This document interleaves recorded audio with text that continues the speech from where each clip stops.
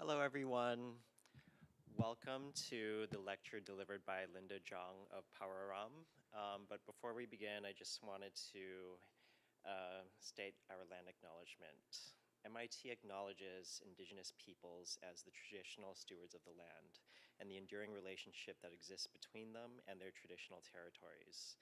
The land on which we sit is the traditional unceded territory of the Wampanoag Nation. We acknowledge the painful history of genocide and forced occupation of their territory, and we honor and respect the many diverse indigenous people connected to this land on which we gather from time immemorial. So my name is J-Rock G. I'm I suppose representing the MIT Lectures and Exhibitions Committee in our department today, and I'm incredibly excited to welcome a brilliant intellectual and a dear friend, Linda Zhang, to speak on her work today. So Linda Zhang is co-founding principal of Studio Pararaum, which is situated between Toronto and Zurich, and assistant professor of architecture at the University of Waterloo. Linda's design research proposes the process of making as a form of cognition, production as thought, thinking always translating into making, and making into further ideas. Through this process, her work explores how community, memory, cultural heritage, and identity can be embodied through emergent technologies, lived experience, matter, and material processes. Linda is a 2022 artist in residence at the EKWC, the European Ceramic Work Center, was a 2022 Toronto Metropolitan University Library Research in Residence, and 2021 visiting scholar at NYU's APA Institute. Previously, she was the recipient of the 2019 Multicultural Fellow at NCECA, the 2017 to 2018 Bogosian Fellow at Syracuse, as well as a 2017 Fellow at the Berlin Center for Art and Urbanistics. Her work has been exhibited and presented internationally in Canada, China, Germany, Korea, Italy, Japan, the Netherlands, Spain, and many other countries, including the London Festival of Architecture, the Milan Architecture Design Expo, the Seoul Biennale of Architecture, and the Canadian Center for Architecture. Please join me in welcoming Linda Zhang. Hi, it's great to be here. This talk is entitled Uncanny Memory, Remainders, Doppelgängers, Unbelonging, Techno-orientalism, and Ancestral Hunting. So those will be kind of like the 5, subchapters in this talk.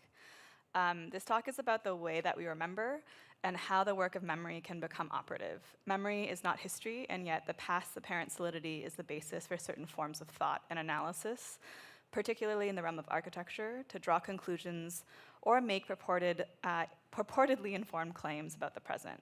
However, the acts of recollection and remembrance do not necessarily substantiate a coherent image of the past. When we remember or we recollect the past, we remember them, we recollect them, we piece together what has transpired. If remembrance is the past pieced together, then the past pieces are not simply scattered chronologically, they are also scattered spatially. And the work of memory in my spatial practice, through co-making, in community, through material processes, explores other spatial temporal equilibriums of past, present, and future. And these other equilibriums resist a certain Western notion of time, stability, unity, subject, or self-formation. And it calls to attention the affective power of past spaces or sites as gathering points, and the impossibility of evacuating spatiality of memory from the people who experienced it. The work of uncanny memory is not a new or novel framework. Rather, it's expansive and it is generative insofar as it is disruptive. It's a haunting from within, a haunting of our unfreedoms, of irresolvable difference, of the violence of transparency and the possession of belonging. That is to say, uncanny memory is always already present. It is produced and disrupted by the very structures that shape reality, and as such, it is about grappling with the often violent contradictions that our structures of reality always already reproduces. So as I mentioned, I'll be going through 5 projects this evening, and these 5 different structures of memory and futurity as a way to kind of sit with an architecture of uncanny memory, as a shared site where difference is not overcome, but maintained in and as generative, and that is to also say in destructive tension. So part one, remainders. So the uncanny comes from the German word unheimlich, or Unheimlichkeit, and heim being home, heimlich meaning homely, and then unhomely being the supposed negation of that. But it's also worth paying attention to the ways in which, as Freud pointed out, unheimlich and heimlich actually share one meaning together, which is kept hidden or concealed. And in fact, it's not uncommon for words to mean their opposites. As language emerged, words first emerged to mean two things, to mean their opposites, as opposites are far more similar than synonyms. So words like dust, bolt, screen, strike, all of these words actually mean two oppositions. At the origin of it all, the origin is already haunted. Something always remains. Every act of remembering is an act of forgetting. Something is always destroyed in the name of what remains, whether it is the memory, identity, or in this case, the ability of water to both give life and destroy life. And at first, this dialectic of memory and forgetting feels resolved, but the forgotten past is discarded. What remains is what we remember. But as Sethe reminds us in The Beloved, the place, the picture of it stays, not just in my rememory, but out there in the world. What was forgotten might be discarded, but it's not eradicated. It remains out there in the world, and the remainder is haunting. It will always threaten to come back, always threatens to show itself again. To remember is to forget, but what is forgotten still remains. So this project is called The Story of Water. It's about the Erie Canal in Syracuse, New York, but also that runs through all of central New York. And the Erie Canalway was an infrastructural project that reversed the flow of water. So water should flow down from Buffalo all the way to Albany. And in the construction of the Erie Canal, the water was actually able to flow upstream. So here you can see this uncanny bridge of water over water. In this drone shot, you'll be able to see the kind of two parallel. So one is actually, they're flowing in opposite directions. One is flowing up, and one is flowing down. And for its bicentennial anniversary, we had the opportunity to create a commemorative piece that in this building, which was the Waylock building. This is the gallery where we were invited to make this piece, and it's now the Erie Canal Museum. And if we think about the ways in which we typically practice in our field, how we think about heritage or commemoration or remembering something, we often use practices like 3D scanning, which I'll return to in a few different projects. And so while we began from scanning the locks of the canal, because as you also know, you cannot 3D scan water. It is far too transparent to be scanned by LiDAR, and then its reflection is all that's picked up by photogrammetry. But this is also in the context of, this is the kind of the commemorative language that most of central New York was using for at that time, and then also in its rememory 200 years later, that we are rejoicing in achievement that would add glory to the most powerful nation on earth. And it forgets and chooses not to remember much of the violence that made this possible.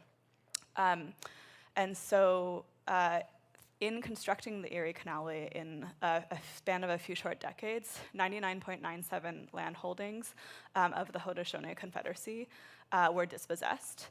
And the land that was promised to them instead is what is highlighted here in gray. This is called the Haldeman Treaty. It's the 6 miles on either side of the Grand River, which is where I now teach and work. So the University of Waterloo is literally on the Grand River. I can look out from my office window and see this river. Six Nations is actually not even in the Haldeman track anymore. They are actually located just outside. And so for everyone who was displaced from New York State was promised this land, of which no one is currently on. And so there is a very violent history of this water, and then this is also the same history that makes possible New York City being the kind of like major capital of the world in what it is. So how do we commemorate this story of water? And so we began from those 3D scans. And I'm also thinking through like how are we forgetting the ways in which our technologies record, the ways in which our materials communicate, and the assumptions we make about what we think is a purported reconstruction of the past in just the ways that we assume our technologies are true. So this is like a column of water that I collected from the Erie Canal. And so if I began from a cast, from a 3D scan of the locks that you saw earlier, and that would be, a kind of, scaled down but sort of like factual or true representation of this thing. But I was much more interested in telling the story of the way that water would actually shape life. And so I filled all of those vessels with the columns of water before they were fired. And so you can start to see here the bottom is starting to kind of erode.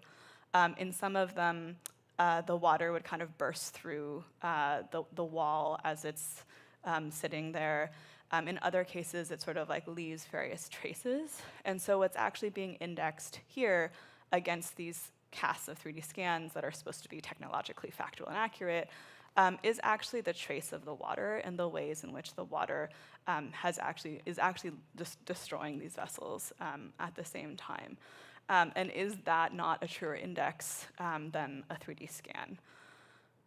So I'll keep coming back to 3D scans, but actually, yeah, in this next project, and again in probably actually all of them. But I'm going to shift to the idea of the doppelganger for a moment. So the eerie is experienced through the presence of absence, so the absence of something, while the uncanny is actually experienced through a presence that ought to be absent. So it's actually a surplus where there should be an absence, a remainder. The uncanny doppelganger takes the category of self and other and expands the space between them until it becomes so disrupted they seem to coincide. It is not the experience of seeing someone who looks like they could be your twin, but it's rather that moment you realize in seeing that twin that they are at the same time you, and you are also that twin. You are the same and the one, and you are also separate. The doppelganger is a surplus which should not be there. It creates a unique tension where me is you, while remaining distinctly me and you.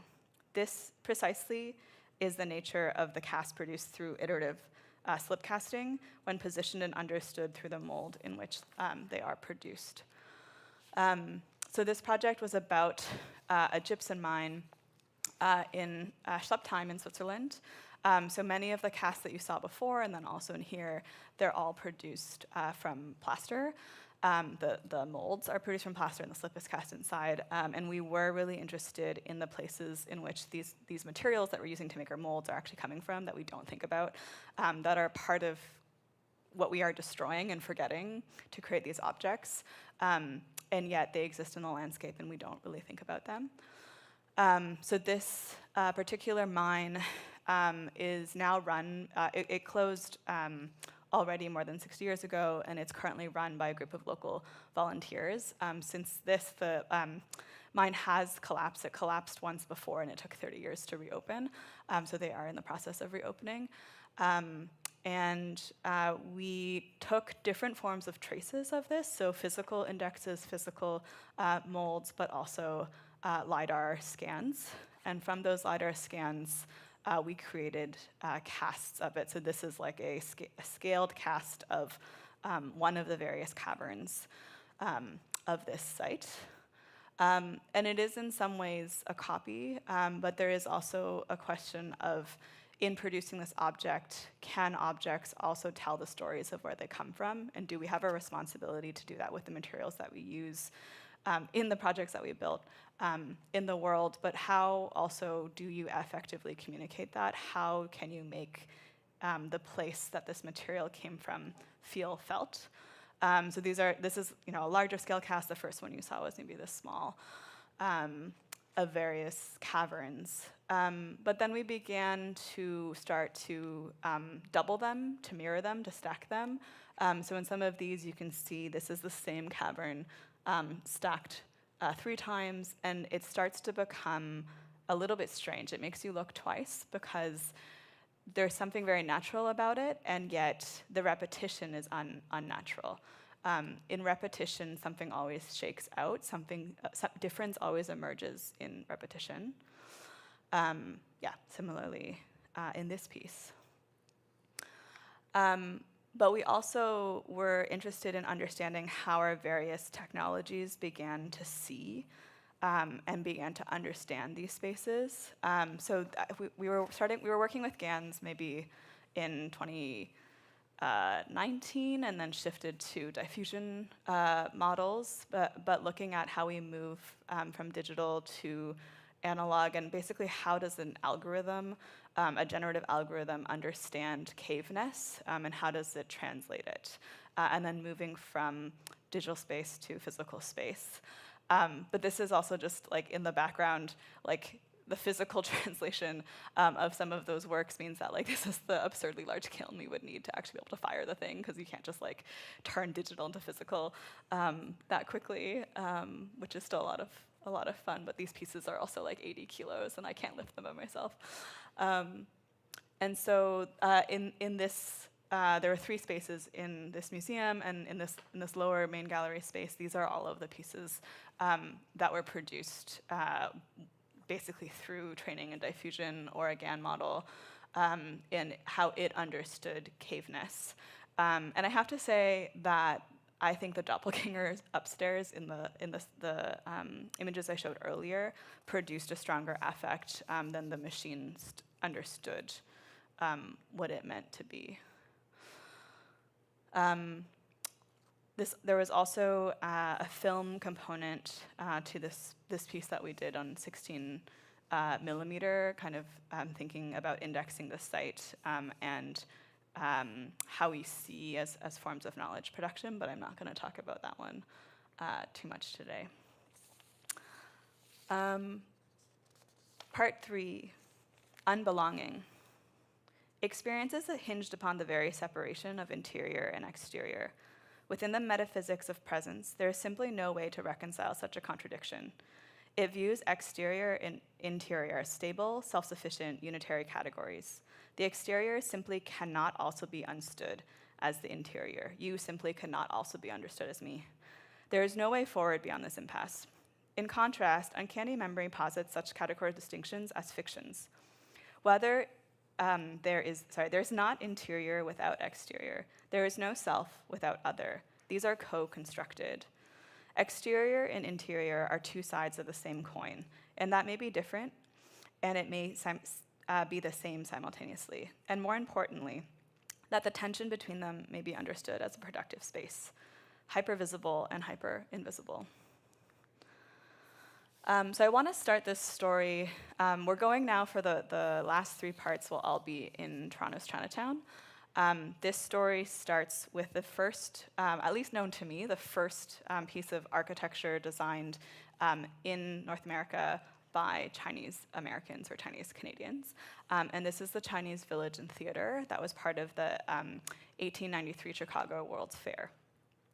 And it's an interesting story of why this was constructed, because this happened 1 year after the Chinese Exclusion Act was extended. And so the Qing government at the time actually decided to boycott this World Expo and did not pay to build a country pavilion for their own nation. And so this is why Chinese Americans built this, because the Qing government was not going to build it, and then Chinese Americans, because of all of the race politics, this is also around the time of a lot of the white riots and sort of like race riots that were happening on the West Coast. This was seen as, architecture was seen as a political way to fight for your own rights. That's like literally a quote from one of the kind of newsletters in the Asian or Chinese American community. And it would, people would pay half of their year's salary to just attend, let alone donate, to be able to construct this. And this was seen as a way of bridging cultures, of being able to share Chinese culture and being able to like build understanding. Again, it's hyper-visibility and hyper-invisibility at the same time. For context, that pavilion is here. This is called the Midway. And this is what is more famously known as the World's Expo, and it was lovingly nicknamed, not as a joke, the White City. And this is why. It was all of the designs by Daniel Burnham, who I'm sure you all know. Uniform height, scale, color, white. And then the Midway was this like carnival road linear extension that was placed here, where all of the other cultures got to be placed. And it was literally organized from black to white. So the two closest pavilions that weren't allowed in the White City at the time were the German and Irish pavilions. So we've come a long way. And yet, much of this we still see this in our cities. And so here we are in San Francisco. Only a few short years later, there was a large earthquake, there was a large fire. San Francisco had a plan, 1905 plan by Daniel Burnham. So once the earthquake happened, Daniel Burnham was like, yes, I get to build my plan, this is perfect, and wanted to replace Chinatown with basically lots of projects like this, which, many of which did get built, which is the kind of White City version of San Francisco. And so Chinatown at the time, there was organizing on many fronts. Many of them were also strategic economic fronts. But on the architectural front, they actually hired a team of white architects led by Bernard Maybeck to rebuild a Chinatown that white Americans would love. And so that's when you start to see these highly ornate ornamental details, which didn't exist prior to the earthquake and the fire. I say the fire because the earthquake caused the fire, and other neighborhoods did not become destroyed by the fire, but they did let Chinatown burn. And so we see this happen across North America in various Chinatowns. Here we now are in Toronto. Toronto's Chinatown was expropriated from the late 40s through to the 60s to build New City Hall, which you can see here. And I found this photo very hilarious that I found in the archives in a box not labeled Chinatown, but that whoever was categorizing this photo still labeled the square Chinatown, even though it was already displaced. And it leads to things like in 1980, we start thinking about how do we protect Chinatown, and the ways that we protect it are still in this same language, right? It's still this we're going to preserve the Chinese motif. What's a Chinese motif? This is a legal document, right? This is the city plan. The legal document says we're going to define the Chinese motif as illuminated street signs, street furniture, and architectural detail. AKA, we have no idea.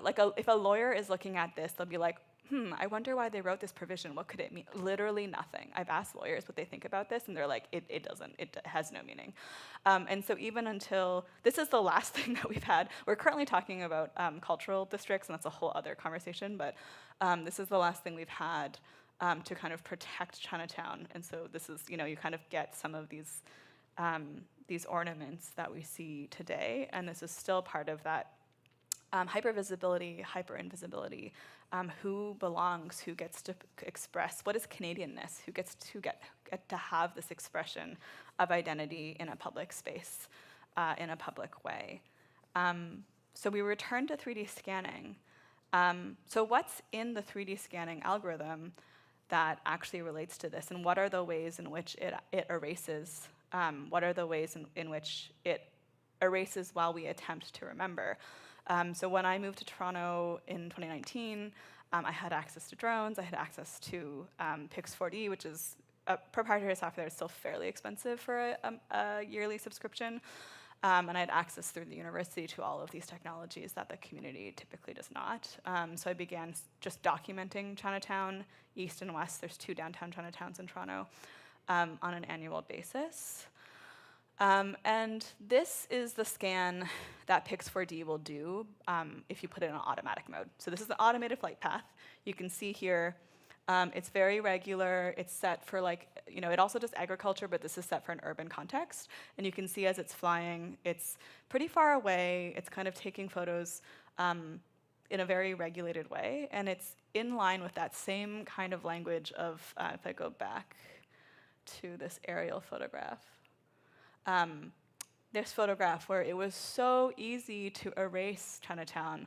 Forgot to mention, this photograph was used in the competition brief for calls for proposals to design the new City Hall. And in the competition brief, in the conditions of the site, they wrote that the land was cleared, free and available, and ready to receive your designs. Of course, at this moment, this is 2/3 of Chinatown that's just under this gray square. And that is life that is just being erased in this photo and in the competition. And it's the same way that we treated also the Haudenosaunee land that we built the Erie Canal on. So this drone flies the same way. And this is the kind of scan that results from that. Now, given like it's been a few years, the technology has gotten better, but I will show you then in contrast. This is then a flight path that is manually flown, where I am trying, because in Chinatown East there's also so many more power cables that I can't fly the automatic flight path, but also I'm combining this with street level photographs where I'm literally taking the drone and I'm walking down the street taking photographs so that there's actually documentation happening at a human level and not just this kind of like technology aerial view. And I have to walk it down the street because if I try to combine photos from my phone and the drone, it does not compute and recognize them. So I'm just like literally walking with this drone. And the thing that it produces is this. Significantly different. I'll zoom into like a few moments. So like the fruit stands, you can see the kind of like street signs are more clear. It's erased many things. And then beloved to the community that it has erased in the first scan is actually the veggie grannies. So Friends of Chinatown did a kind of planning report now 5 years ago, well I guess 4 years ago.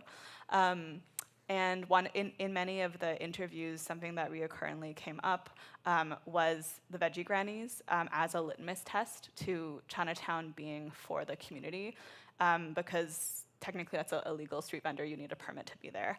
And so long as the veggie grannies could sell their homegrown fruits and veggies in Chinatown, Chinatown is still a space for us.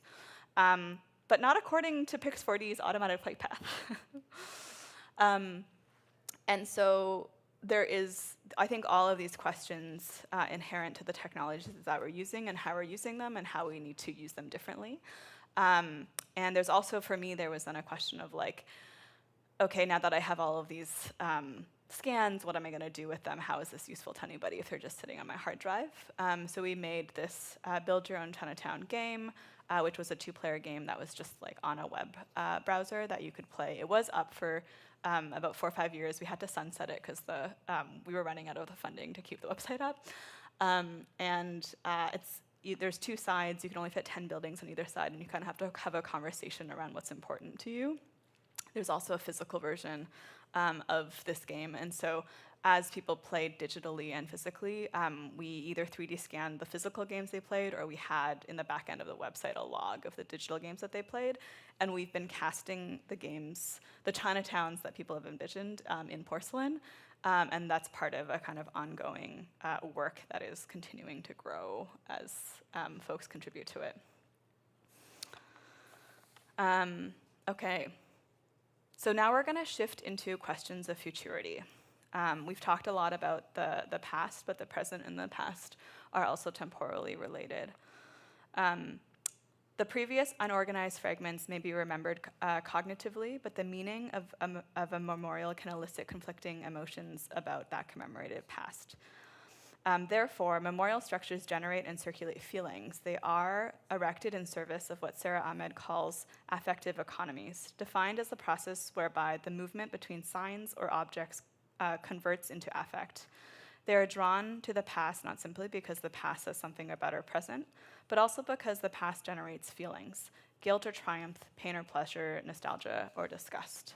And as we start to talk about the future, I think there's always this question of whose future is it? And the future is typically gendered, it is typically able-bodied, it is typically male, it is typically white. And specifically when we think about technology and the future, if we think through techno-orientalism, there's a way in which the future is defined for the West, and it produces this kind of opposition where the East is kind of seen as pre-modern, and there's a kind of symmetrical and contradictory thing happening. And I think you've seen this a lot in maybe like sci-fi films where like all of the cyborgs are Asian and they're subservient, and they like, if I think about like, they're just kind of like serving like all of the able-bodied like white people who can walk around. And so there is this critique of how we think about how we reappropriate futurity and kind of how we also engage in the future and also in our self-referential images. Because as we looked at before, these self-orientalizing, super kind of exoticized gate structures and ornaments in Chinatown architecture, they've also taken on new meaning. They are also beloved by many community members. There's a whole bunch of seniors who really want a gate for Chinatown West, and a whole bunch of young people who think it's we're so beyond that, and we shouldn't still have to have this anymore. But they have multiplicity of meanings, and there are people who have literally learned to be Asian from Chinatown, and to be Asian is that gate. So how do we deal with these references as we think about the future? So this was a project called Reimagining Chinatown in 2050. This happened in the pandemic. And in this project, we held a series of writing workshops for around 50 community members who were mostly youth. We did try to get people to bring their aunties and uncles to kind of make it more intergenerational, but of course in April 2020, who had the luxury of being on Zoom, having internet, and being able to have the time to do this. So it was a specific demographic, which in our outreach is something we addressed in future projects. And so this largely became a story about Chinatown youth, thinking about the kind of response that they maybe should have in this time. The idea of doing this workshop came together after, I think we were supposed to do a symposium in person on Chinatown. It got canceled because of the lockdown. And we just met to check in with each other to see if we wanted to do something else virtually. And it was the day after that Andrew Yang op-ed came out that was like, if you get attacked for being Asian, just like be more American. Yeah, and I think there was this feeling of like, okay, there's got to be a more generative response here. There's got to be other ways we can respond to this. And so the workshops were largely initially intended just as a place to hold space for each other, with no planned outcome of doing something with it, just have that time together. So these stories kind of emerged out of that process. Folks wanted to continue writing, so we continued to hold workshops. And then eventually, you can see on the right, we also did a short documentary film about the stories. At the time, we really centered the stories around questions of change. So who seeks change, who seeks to prevent that change, and are there others in the world seeking different kinds of change? But then we also focused on supernatural powers, just kind of breaking from the present reality and really kind of being able to kind of project speculatively into the future. And this is also happening against the climate of like the future of Chinatown is increasingly under the pressure of land speculation. So we can see, a kind of multi-business building a few years prior was kind of like bought up by one developer, converted into this. It sat empty for, I think, 3 or 4 years before because they turned what was many units in the ground level into a single single renter occupancy, and so basically it was really hard to rent out, but they'd rather lose money on it than deal with having multiple rent contracts. And then this video is from Friends of Chinatown that shows the hostile lights that they've put in the front to basically deter people from gathering, because the flicker is like so, it like literally makes you feel so unwell, you won't stay there. And they just kept saying their lights were broken. And then they also hilariously had a sign on it that was like, contact us and call this person if you have any questions. And the name of the person was Mingzi, which means name in Chinese. And I'm like convinced it's not a real person. And literally across the street, so like the building we're just looking at is here. So across the street, this development is currently going up. And that was also this is the site of, if anyone saw the open letter that we put out a few days ago against a developer who's now trying to do art washing on the hoarding while this is going up. This is like all kind of happening at the same time. We did get them to have this no longer be a single tenant. So thanks to the amazing organizing of Friends of Chinatown, there are some affordable units in here now, and then this is like appropriately sized individual, kind of like that could actually be rentable to an independent business. But as Friends of Chinatown says, we also don't celebrate our unfreedoms because our dream was for this to be 100% affordable housing, which it is not. And so in these stories do not take us to spaces, they negotiate place. They find, announce, sustain, or destroy meanings. To read these stories is to challenge and be challenged by our ideas of what and where Chinatown, which is to say what and where place, could and would be. After all, these stories take us in different directions. They show us how place is singular in its plurality. They remind us that Chinatown is always more and perhaps less than its design, that it resides in the smells, tastes, touches, sounds, memories, and experiences that Dragon Gates and Lucky Cat statues or hotels, in some stories, can occasion for us. These stories tell us that Chinatown is a place, that Chinatown is place, and that it cannot be contained. The slide you just saw, we originally made a kind of VR version of this project that we put into an exhibition.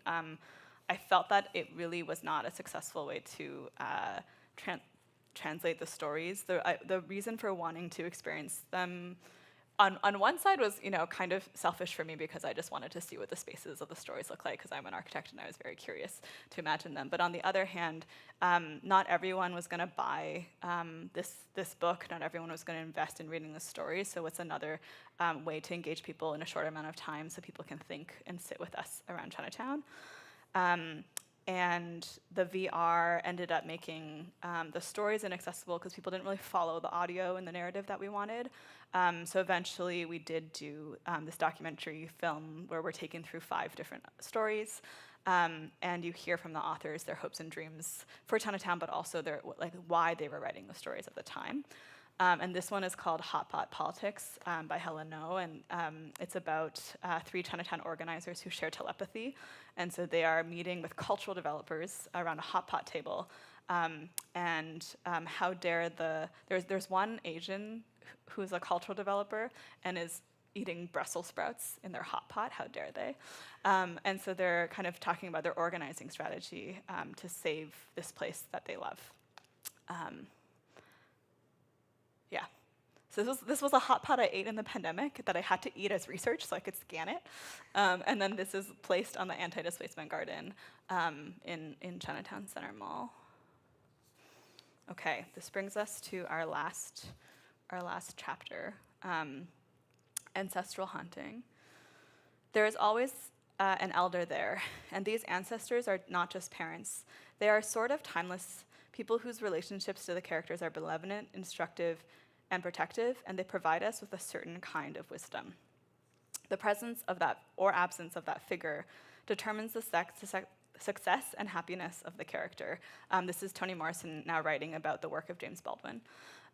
It was the absence of an ancestor that was frightening, that was threatening, and it caused huge destruction and disarray in the work itself. So when we don't listen to the remainder, we'll fuck around and find out. And I think that in this is also a kind of grappling with this idea of inheritance and heritage. So there are things that we do inherit. I think we think a lot about the idea of thinking about our organizing heritage and what we kind of learn from our community elders around kind of, just saving Chinatown, which is basically like a generational project and will continue to be a multi-generational project.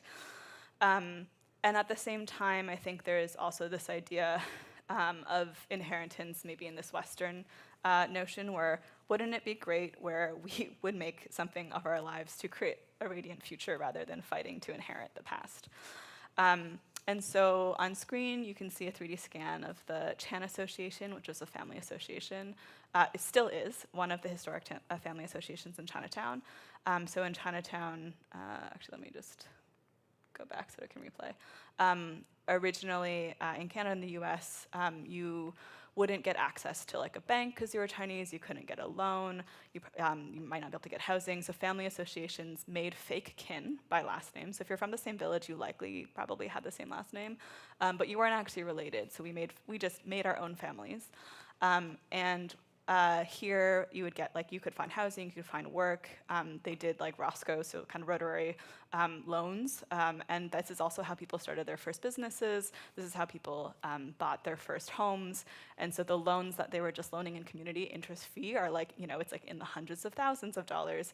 And in, many hundreds, not hundreds of years, but over a 100-year history, not a single person has not returned the loan, because how embarrassed would you be to your entire community if you did not pay everyone back the money that was literally theirs?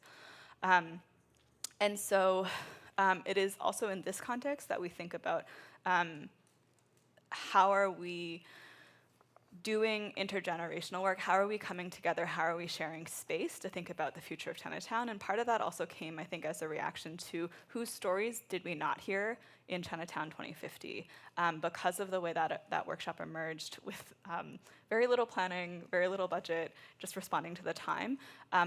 We didn't have a thoughtful way of engaging seniors. We didn't have a thoughtful way of engaging folks who were working class and did not have internet at home, who did not have a mobile device at home, who did not have a landline phone at home.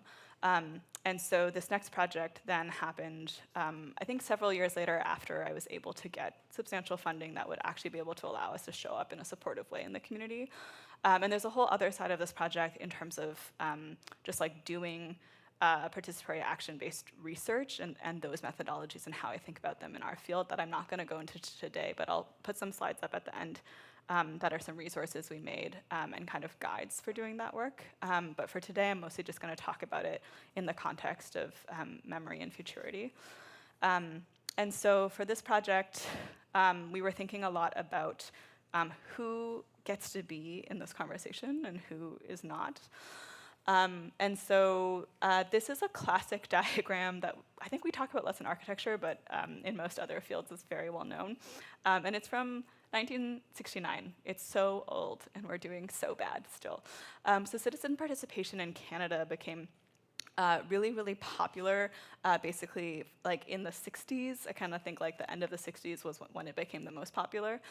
And it mostly came around the Housing Act, so when basically we were doing urban renewal. Many of our timelines in Canada and the US are mirrored. But Trudeau Sr.'s entire election campaign of '69 was based on citizen participation. But citizen participation would actually mean not doing a lot of these things, right? So citizen participation is not a chance to be heard. That's actually a consultation. That's traditionally what we see happening in the city. Sometimes consultations are even worse. They're just actually informing. So that's just explaining what was adopted. There's no power there. And then even worse is just the government having final say. It's non-participation, and at times it's actually just manipulation. And so where we want to be on this ladder is actually having the power to decide what will happen in your neighborhood. But what does that require? That actually requires redistribution of power, which we are really bad at doing. And so in Toronto specifically, by '69, citizen participation actually makes its way into legislature. So the federal government will pay 50% of urban renewal costs, and provincial will pay 25%. And they both now require citizen participation. So then you see the end of urban rural renewal in 1970 because no one wants to do citizen participation. So they just have a new idea called an area improvement plan, and then they're like, we'll take no federal or provincial funding, and then we don't have to talk to any of these people. So, fun times, and now we're still in the same place on this chart. So how do we move up this ladder? While designing together and while designing in an intergenerational way with people who have different language capacities who maybe cannot speak the same language to each other. So this project, Planting Imagination, was looking at these questions starting from a very small and contained pilot site, which was a 200 square meter community garden at Cecil Community Center. And we used a number of virtual reality technology platforms to facilitate this, mostly because that's the only way that the government will fund a project like this, is if it's for technology. So these are some of the platforms that we built. This is very similar to the Build Your Own Chinatown game platform. Technically, there's an infinite number of users. I think the max was 1,000, could be in the same platform at the same time. You could have multiple sessions and different game boards running. We've never had more than 200 in the same game at once. I think it would probably crash. We never had that many people to test it because we could only afford to pay a living wage to about 65 community members to be a part of this project in the funding that we had. We also built other kind of like collective VR experiences where you could kind of be in a virtual reality sphere, and then you could, with controllers, kind of design and move things around the garden, and it was very satisfying to throw objects around in this space. And then I'm not going to go through all of them, but we also were kind of using AR as a visual aid to kind of help and visualize what it would actually feel like to see the objects in the space, which is a skill you all have. But for many folks who aren't trained in design, that's a very difficult thing to be able to visualize, but literally technology can already do it. And so I think we need to kind of give up some of our agency, right, as designers, as the sole authors of things, where a lot of what we do, if we actually just redistributed our power in that process, a lot of folks could be a part of the conversations that they're not part of currently. So this took place over about 10 different sessions. And so we designed and kind of built a new design for the garden, and it was basically like a pilot for how we can work together to learn at a kind of small scale, to kind of make mistakes together at a small scale, so that we would be prepared to think about how we would do this at a neighborhood scale. So that's the kind of next project, of which I'll find out if we got the funding at the end of this month, which would be to do a people's planning process for the neighborhood, because the city just ran a planning study for the neighborhood, which was very unsatisfactory. So we're just going to do our own now. These are some of the resources that I mentioned earlier. So this was the impact report, which is free and open access if you're interested to hear some of our learnings from that. If you search UW Space, which is like our university repository and Planting Imagination, this will come up.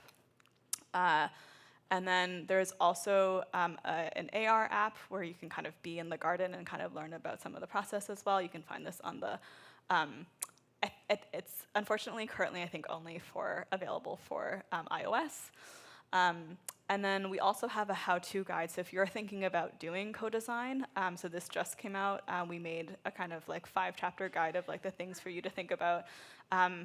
And also just, it's kind of like how to not be a dick, really, right, as you like work with people.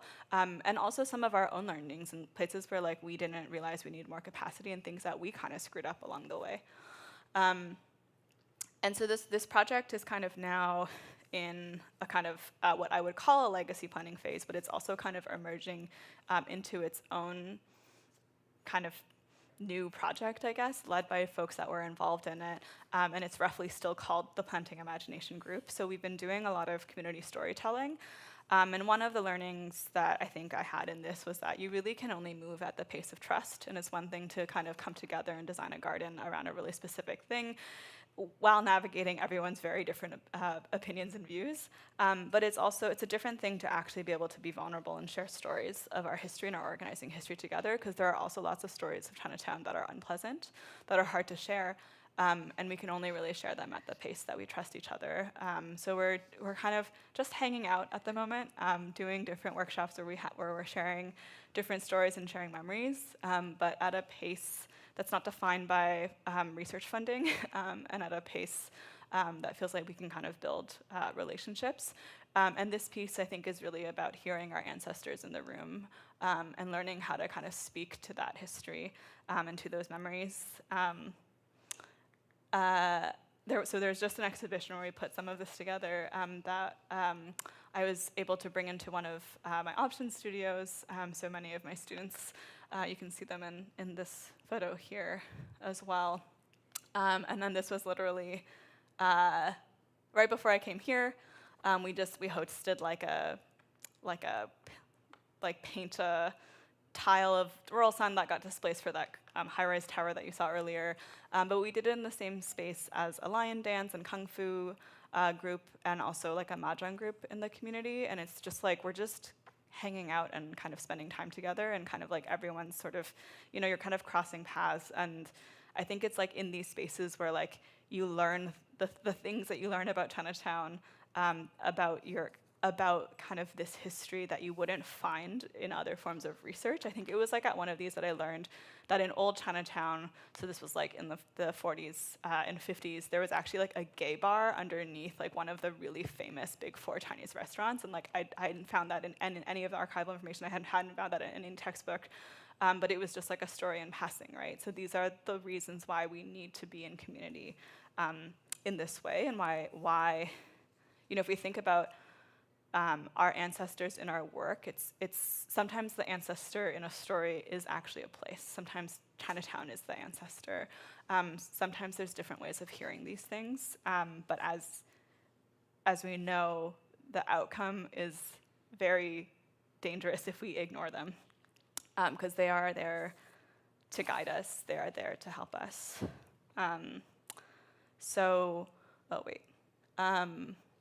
Yeah, I wanted to just read this quote from an artist, Belinda.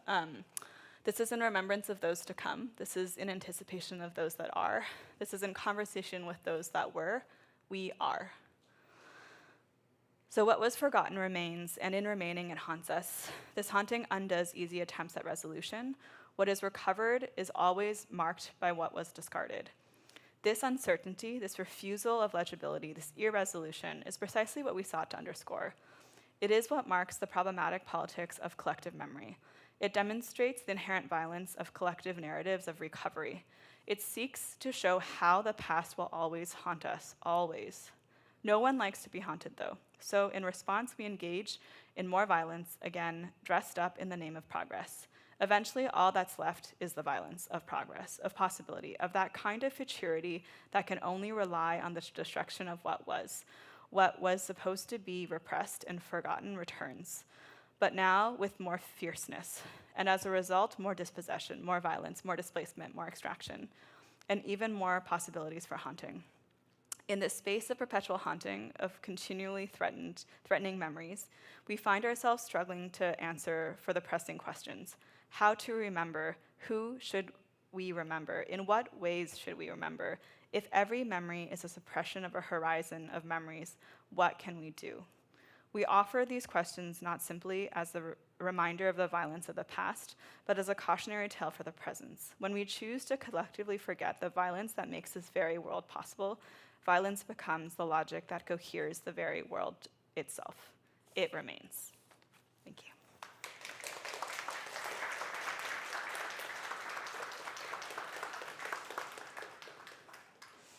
I have no idea how I did on time. Yeah, sure. Okay.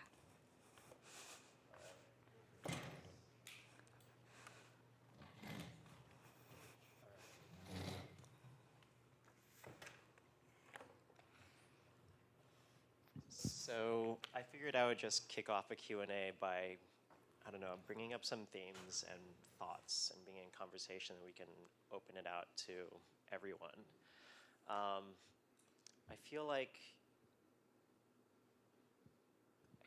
the through line of your lecture is the way in which a word can mean two things. You talk about a word used to mean its opposite, and that is much more similar than a synonym. And I think that there might be four ways in which I want to talk about that happening in your work.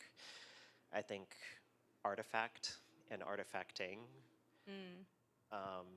remembering, dismembering in some way, speculation and speculating, and tools, and let's say tooling. And I feel like the way I read your work, it begins with a kind of physicalized process of making, in which there is a process of transcribing a reality, in which you are casting water, you are sort of making imprints of spaces, of objects, and these are records maybe of specific moments in time, of specific historical events, and I see the way the 5 stories that you presented kind of expanding in scale perhaps, expanding in the complexity of the kind of memory, of the kind of event, of the scale of community, or of the degree of history that you're trying to capture.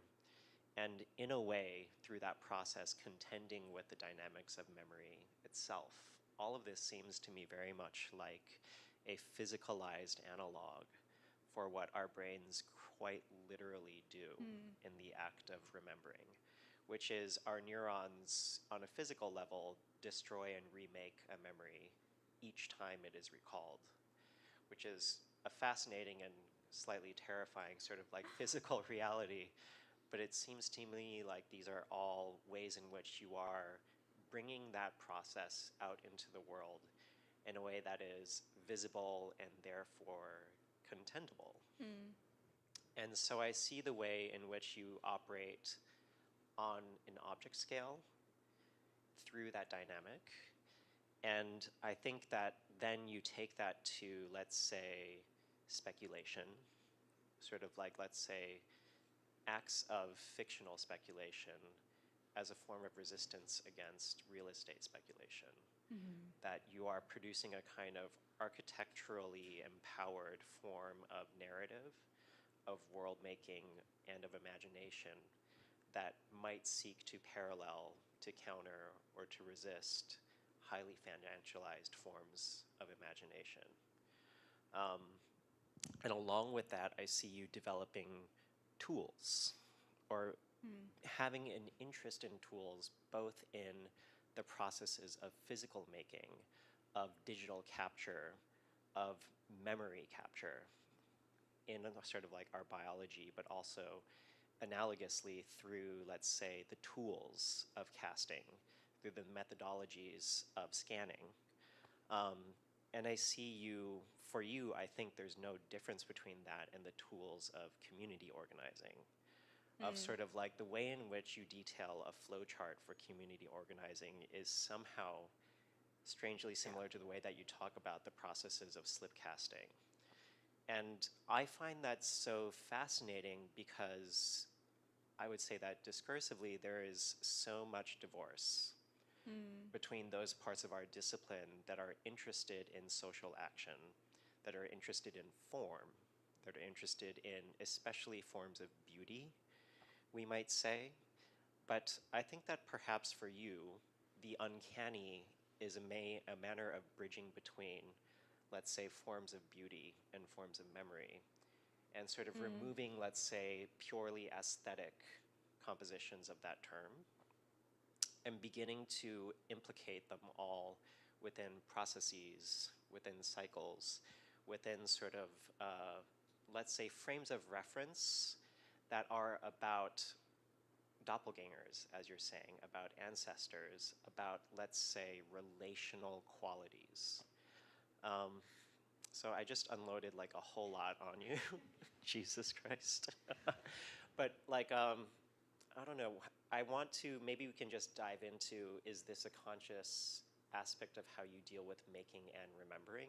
And is this something that you bring into community organizing? So perhaps we can focus first on sort of the porcelain models that came out of some of those community events. I would probably not call any of this community organizing. I think the community organizing I do, I think about that as like I'm volunteering to like support things, but I wouldn't present it as my work in this way. So I think those are maybe like not on this slide, but I think it is interesting to think about how some of this thinking ends up operating in the ways that I show up in those spaces. I think it might be interesting context for you all to know, like the uncanny memory piece actually comes from my GSD thesis. Like that was the thing that I was like thinking through in my thesis. And I think it's changed quite a bit from then until now. So like in thesis, I was like trying to grapple with the fact of like the way that we do heritage and the way that we think history in built form just seems so obviously and intuitively like false, right? Like just our own experience of memory and how we construct meaning does not align with how, like, we're like, oh, heritage, okay, this building, it's only real back to like a specific date, and I'm gonna like take all of the new renovations off, and like, this is the true date, and I'm gonna restore it back to this like arbitrary thing. Like, would you ever think that about like who, my true self is only like when I was like 17, and let me just like undo everything that happened to me afterwards. Like, how absurd. And so I think it like came from a like trying to use this kind of like theoretical device, this term, to like as an approach to memory and history and heritage, to kind of be able to like undo it in a certain way or have a way to like rethink it that would be more able to grapple with complexity in some way. But of course, like the thesis project is very isolating, right? Like you're doing it alone, by yourself. I like, the site that I chose was the site in Berlin that I had no connection to, like, and so I think over time, like everything that I've presented, everything is a we, like everything is in conversation. And every we for every project is different collaborators, different people. Like none of this is just solely my work. I see myself often as like a facilitator in many of these projects, but like the work is in relation, which, you don't necessarily have the opportunity to do in thesis in such a short amount of time, to build the trust to be able to have those kinds of conversations. So I do think that's something that I've been thinking of more of. That's kind of changed how I think about the work, and I think that's also how I'm starting to be able to more hear our ancestors like through the work. But the uncanny and the memory piece, I think, was just like, when I was a thesis student, just like I was just like trying to understand how like architecture becomes a really helpful tool of like understanding the world and making sense of the world, and all of these terrible things are constantly happening, and how do we sort of make sense of the structure that we're in, and then how do we kind of still find hope for how do we like then find ways to be operative within it. And so the uncanny, I think, like gave me access to like a starting point for that wasn't like we need to overthrow this framework and it's not working and this one will make it better, which we like repeatedly done, and none of the new frameworks ever work because they're always built on some foundational violence. Whereas like this frame, like the uncanny sort of like is like, okay, like let's look at the original undoing, like how did this begin?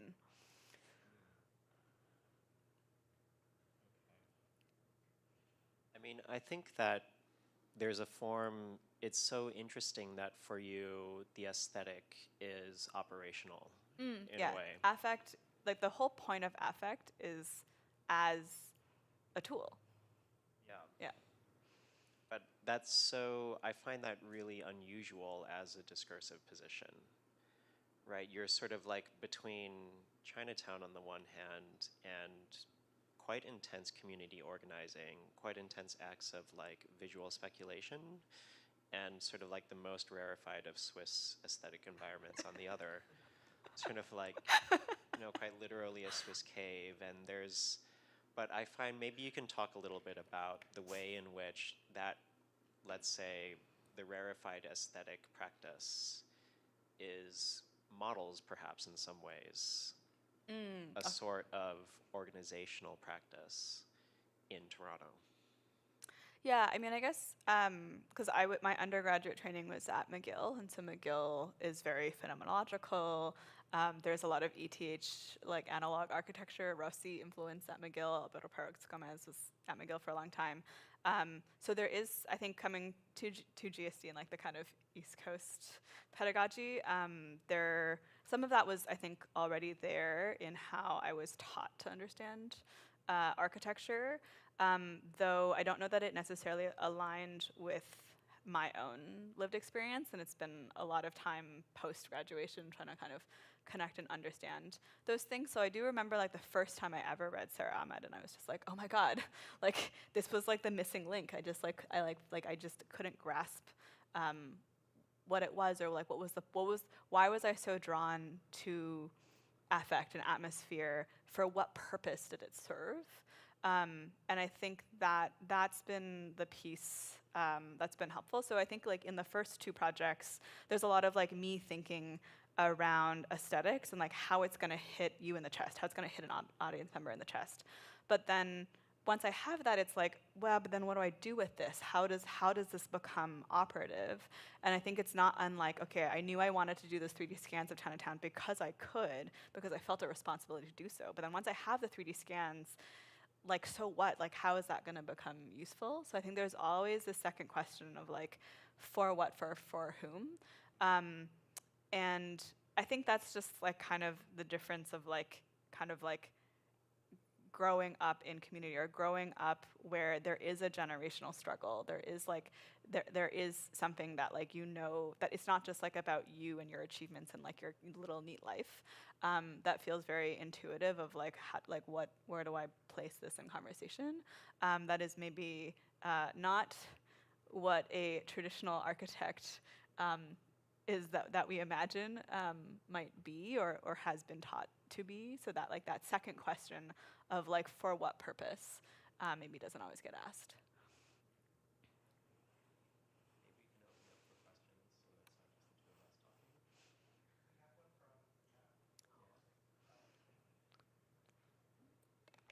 Linda, could you elaborate on collective memory as a culture and non-cultural space? Ooh, yeah. I think maybe I'll start that with thinking about individual memory and collective memory and how those become shaped. And I think that the quote that I read from Sethe from Toni Morrison's Beloved, I think speaks really well to that, where there can be something in the collective memory that is not necessarily anything that any one of us right now has experienced, but it is out there in the world and we can run into it. It like literally exists out there. And it's because we've, many generations ago, we've collectively experienced, likely some form of trauma. And that is held within us. That is like, it is like you receive that literally in bodily ways. And that's, one part of it that there's like a deep knowing that you hold for something like that. And then there's also the kind of like shaping of collective memory as a kind of like political project of like, okay, we are gonna like rewrite our history and like we want to understand ourselves as like these great, glorious people, like the narrative of shall we all rejoice in this grand Erie Canal structure, right? There's like a shaping, an intentional political shaping of a collective memory to hide certain things and to kind of steer things in a certain way that has to do with power. And yet there are these aspects of our ancestral heritage that don't leave us, that we do know, that we share kinship with in ways that are like unspoken and continue to persist kind of like regardless. And they're shared between us beyond our individual experiences, and yet we have shared memories, even though we don't know each other, even though we haven't met, even though we haven't had we might not have shared that experience together, but it's there.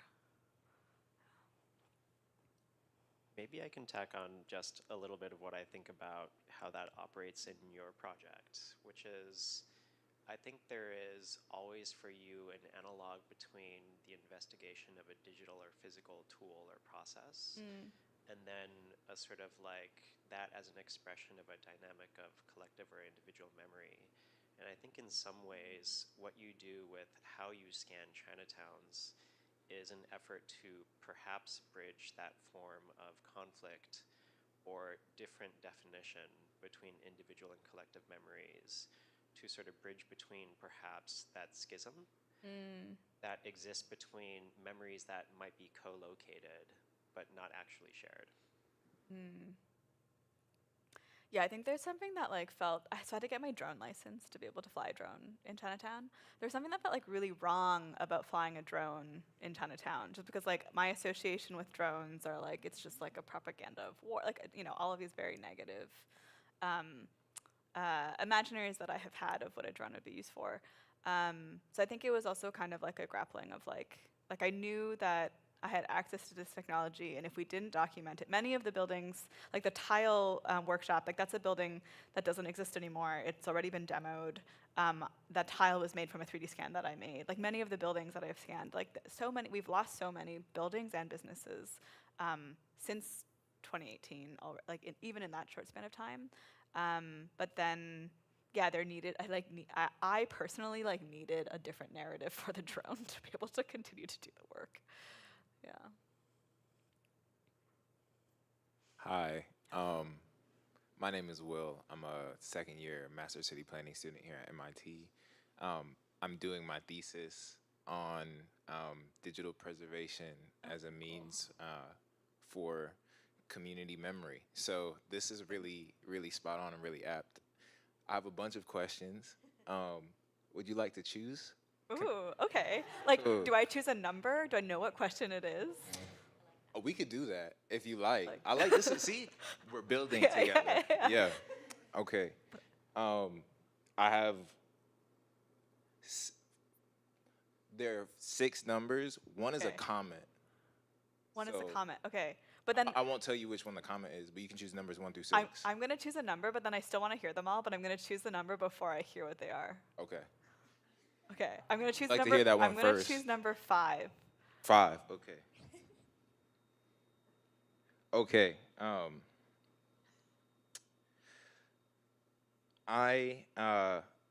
How are you thinking about data and co-ownership? And this relates to like 2 of the other questions, so I'll kind of read them together. Yes. You said something that struck me.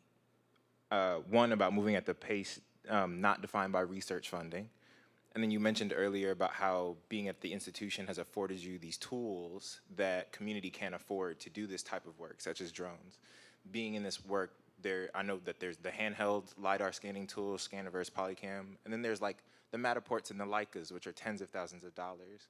From a practice perspective, doing that within a private sector and charging the communities for this sorts of work would break their budgets and not make that work feasible or happen. And so I'm wondering and thinking of, one, has the institution afforded you a freedom to be able to take on this work in a way that wouldn't be able to happen outside of academia? 2, you mentioned like thinking about this work or the aesthetic form as being operationalized. So when it comes to like the storage of this data or what happens to it after you've captured it, after you have it, I'm both curious on how are you thinking about this literal storage of it? Like data degrades over time, platforms shift over time that makes it so that scans from 10 years ago can't be viewed, right? So I'm curious how you're thinking about that storage, but also like ownership of that. Like, do you own it? Does the community own it? How does community have access to it? Have you thought of that? That's a lot. I'm throwing a lot at you. You're okay, cool. And I think as also part of that, how were you able, like, one, it strikes me that you very much see the built environment, and I'm assuming by the minds, the natural environment as an archive, retaining and holding these stories, social stories, environmental stories. How are you able to, and that you see it as a place that holds tons of spatial capital. So how are you, when you're engaging with community, elders, right? My site is Defusky, South Carolina, Gullah Geechee community. There's not much power on the island, right? So thinking about that technical apt, you're coming in with drones and LiDAR scanning. How are you able to engage community around the value of this form of capture and why you're doing it? That's it. Yeah, okay. So three parts. The first part is about the institution, the second part is the data, and then the third part is engaging the elders. So this work that I've done definitely would not have been possible without the institution, but that's also because I'm at an institution, right? So because this is the position that I find myself within, I'm always thinking about how do I leverage that, and then how do I like so in Canada, a lot of our research funding is like tax money, and then it goes into this pool that usually funds kind of innovative research that's like not really that useful. But I'm always thinking about how to like channel this back to community. So sometimes I'm like applying for grants that like I probably like won't really lead, but we're just like using my expertise to be able to funnel it into things that we like already know that like we need in the community. And so like how do we make that happen? But at the same time, like the Toronto Chinatown Land Trust, like self-founded and also is then seeking social enterprise funding. And literally, like, I tried to apply to a grant to support their organizing work that I spent, I think, like 200 hours writing the grant application and we didn't get it. Meanwhile, they applied to like a social enterprise grant that they wrote in 20 hours and got it for the same amount of money, right? So like I don't know that this can only happen in the institution.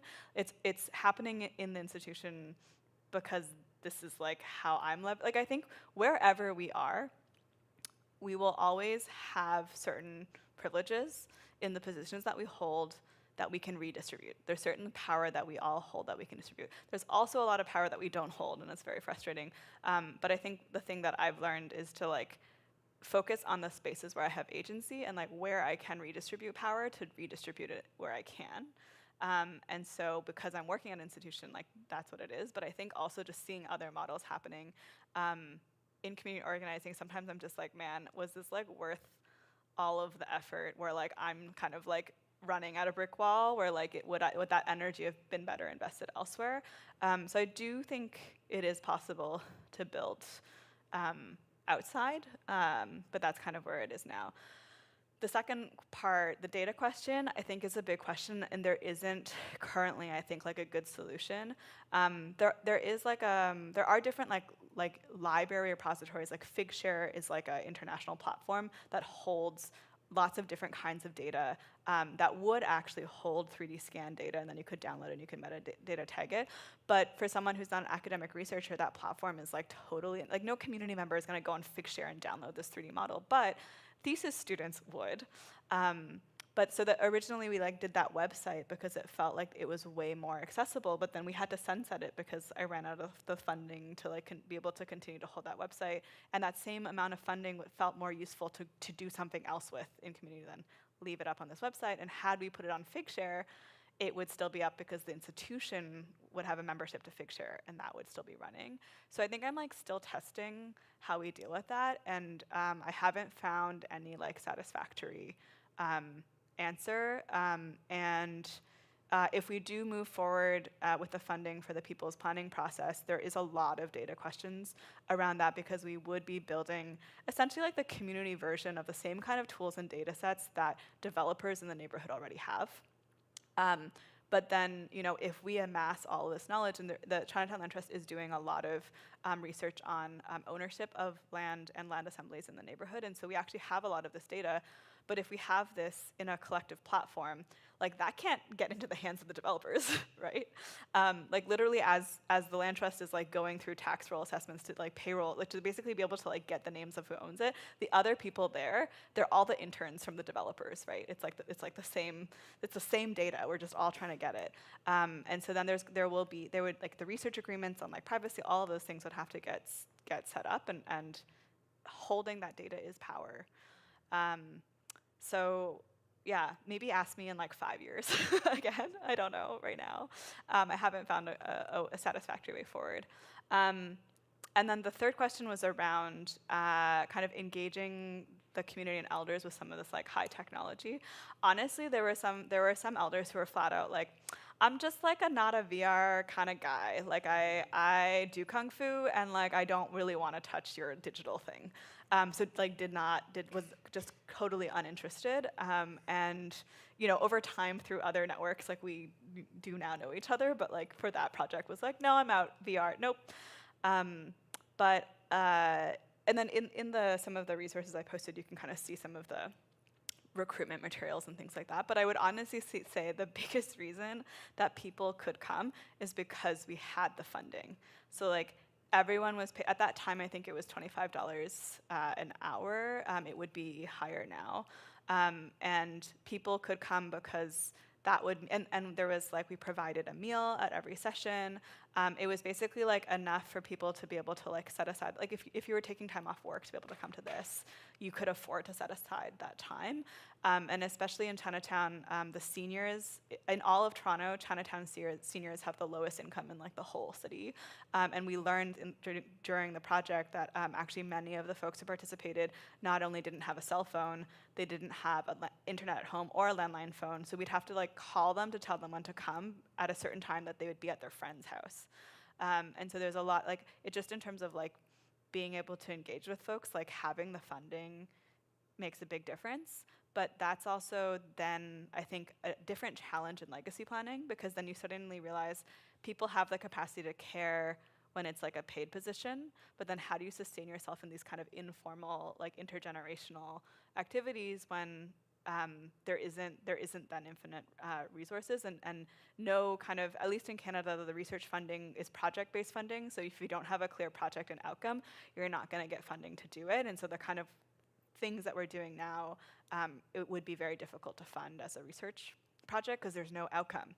And so it's also this question of like, one, getting the funding there, but then the other is how do you sort of like a learning that I have learned from community organizers is like how to actually capacity build and like how do you actually like support someone to be able to like bring them up into like a leadership position.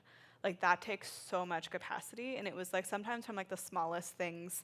There was like one of like the kind of like our community seniors who she doesn't see herself as an elder and she sees herself just like as a participant. Like how dare she lead something even though she's always showing up and leading things.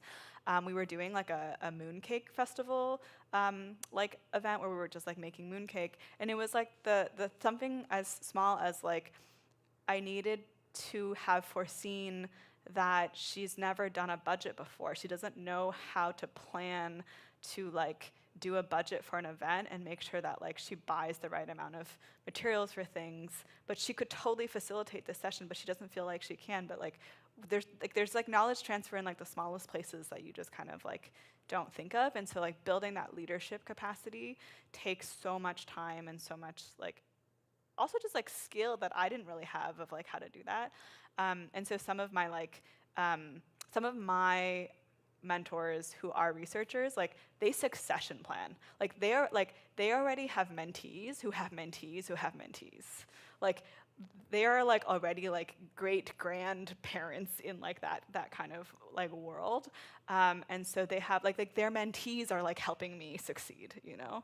And that kind of intergenerational thinking, I think, is something that like we need to kind of build more. And I think for them, they like really champion me in my work without wanting anything from me, because they were just like, this is like a research group called Project. So there are a lot of senior researchers in public health, specifically for the Chinese community in Toronto.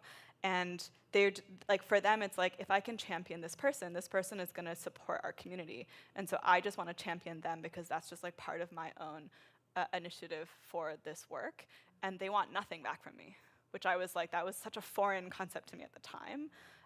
Which then had to make me reflect, because I was like, if I think that's a foreign concept, then that means I must be expecting something back from the people that I mentor, and I didn't think that I did.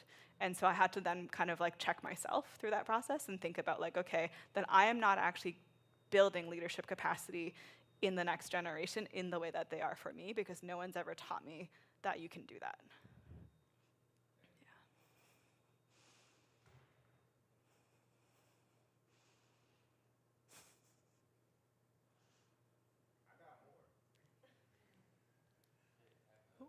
No, we'll bring it back. Hi, Linda. Thanks for the talk. I have a question about your gallery work and sort of the role of other mediums or storytelling and how they might connect to the physical work itself. I'm thinking of the Erie Canal work and how you had the water literally from the canal, and that being sort of the flow of that water, where in the aesthetics of the gallery piece, you might not notice the difference between other water versus the one that you use, but nonetheless it's important to the work itself. So how do you control or craft sort of the narrative that surrounds the thing and make sure that or maybe you don't? How do you or don't you make sure the narrative is sort of carried through when people visit that gallery? Yeah, it's actually a question I think about a lot, because sometimes if you over-explain something, it no longer hits you in the chest, right? You've kind of like destroyed its possible like operative capacity by like saying this means that and this is that. I think I do it, a little bit of that happens in this presentation, but like you aren't seeing the piece anyway, so I'm kind of like, it's okay. And there are times where I feel like like I'm always kind of exploring that line, and I don't always succeed. So there are shows that I came out of it feeling like, oh man, no one understood that. Like that it was just so, like it was so opaque that no one got it. On the other hand, sometimes I'm like, oh my God, that became so transparent. Also, nobody got it. And so it's a bit of a balance. I'll give the 2 examples of the 2 projects there. So for the story of water, what you didn't see in the photo is we actually had these like viewfinders that were placed on different ends. And so you could come up, and on the viewfinder slides were some of the slides that you just saw. So you would see the LiDAR, you would see the water, you would see some of the process. So it gave people like a chance in. And then there was like a catalog that accompanied it that had like a longer text. Most of the text was written by my collaborator, Biko Manila Gray, and it kind of gave that dialogue. So together, if you kind of sat with it, you would kind of get it. And I think with most of the pieces that I do, I want something about the pieces to be kind of like haunting in a way that pulls you in, so that you start asking questions and then you start looking for the answer, because the work of memory is like also personal to you. It's kind of like the work exists only when it's being looked at, and like when it's not, it doesn't really actually exist. And so that was like one way. In the second project, Memories of the Mountain, it's the piece I didn't explain actually. So you would walk in first to this kind of like otherworldly AI room. Then you would walk into a screening room that has some AI stools you can sit on, and then has the 16mm film projected. And then you go upstairs to like the last room, which we called the cave. And the film, which was about 12 minutes long, was actually the thing that gave you the explanation. So it kind of explained that there was a site, because when you came in there were some photos of the site, but you didn't know why. But the film, we kind of used that because that project felt like it would have been kind of like it would be made too transparent through text. And so the film would kind of have shots of the site. We interviewed like descendants of miners of the cave, and you could hear them speaking in Swiss German with English subtitle translation, which was not fun for the 16mm film. And then there was some long shots that were animated from in Unreal Engine of the like LiDAR scans, so you could tell it was LiDAR scans, and then the LiDAR scans kind of transforming with like the AI works. So you would actually get brought through kind of like the 3 rooms in that film, and then there were 3 specific caverns that repeated themselves in all of the spaces, and in the film we kind of featured them almost like they were their own characters, like they like had personhood in a certain way. So the film kind of became that bridge. The first kind of like film project that I did was Chinatown 2050, and since then it's become a medium that I've become more interested in its ability to kind of tell some degree of a story but still leave a degree of opacity. So it's something that I'm still thinking about, but it's a balance, and you kind of have to like fail a lot to figure it out. Thank you. Yeah.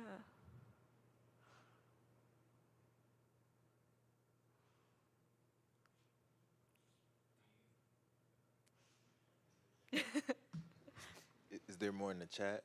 I'm not trying to monopolize time. Okay, cool. Do you feel a pressure to keep up with technologies, both in terms of like filmmaking technologies, AI technologies, literal capture technologies, like as things become outdated or the next release has quadrupled the time, like the resolution, et cetera? Is that a concern for your practice? So I think I used to. And so I think that's why like in 2019, I was like already, like I was like, oh, I think AI is coming, like let me start exploring these things. But I think as it kind of arrived, I kind of don't care anymore. I think I've like, and I think also, you know, that's also coinciding with like, I'm still junior faculty, I'm still tenure track, I'm like, you know, we gotta check all the boxes.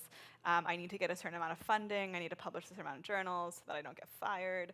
And that was coinciding with still being in that position. And so I think I very much felt like a lot of the work that I do and the things that I care about and the values that I have will not get funded.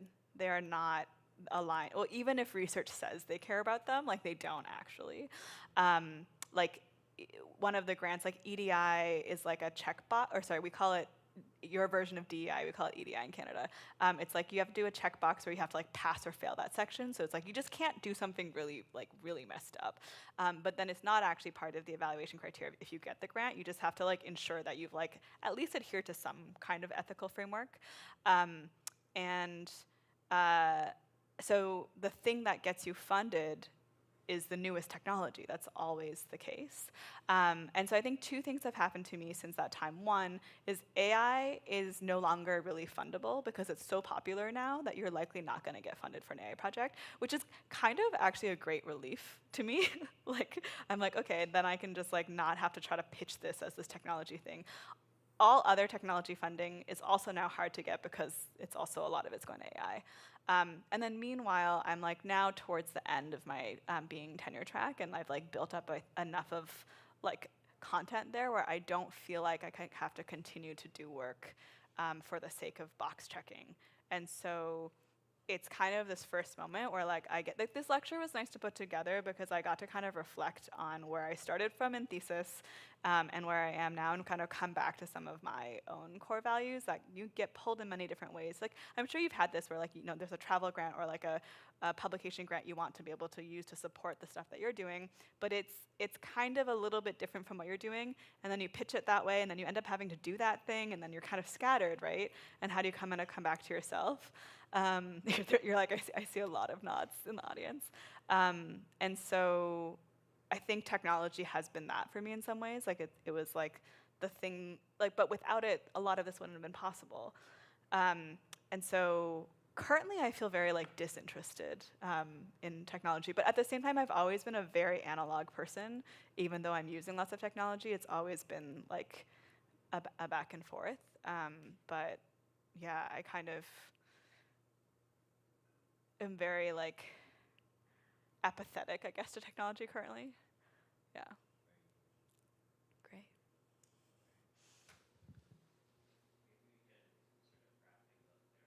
Yeah. Thanks for having me. Thanks for the great questions. Thank you everyone for joining. This is for everyone online and offline. Our next lecture is on March 31st. Right here, same time, with Aneka Lensen for the OCPIA and HTC co-lecture. Thank you.